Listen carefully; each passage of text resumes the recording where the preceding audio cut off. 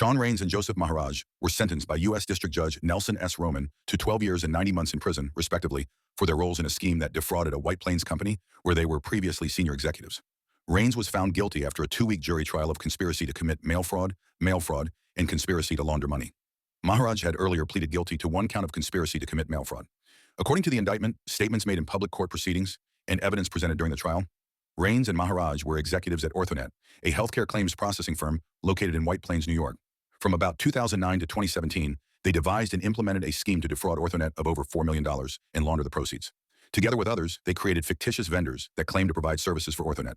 Rains, Maharaj, and their accomplices approved invoices for the non-existent work, which led to OrthoNet issuing payments to these fake vendors.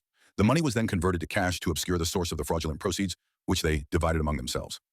In addition to their prison sentences, Rains, 57, from Le Bouscat, France, was ordered to forfeit $4,043,798.69 and pay restitution of $4,636,150.69.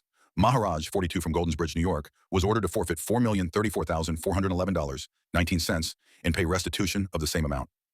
Explanation of the fraud. The fraud perpetrated by Rains and Maharaj involved creating a network of fake vendors to siphon money from OrthoNet, the company they worked for. By fabricating invoices for services that were never rendered, they were able to trick OrthoNet into making payments to these sham vendors.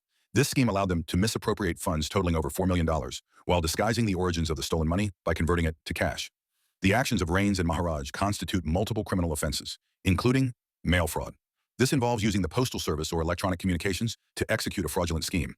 In this case, they used mail to send invoices and process payments to the fake vendors. Conspiracy. They worked with others to plan and execute the fraudulent activities, which is itself a crime, even if the fraud is not completed. Money laundering. After acquiring the fraudulent proceeds, they took steps to conceal the source of the funds, making it more difficult to trace back to the original theft. The severity of their sentences and the financial penalties reflect the serious nature of their crimes, which not only harmed their employer, but also undermined the integrity of the healthcare claims processing industry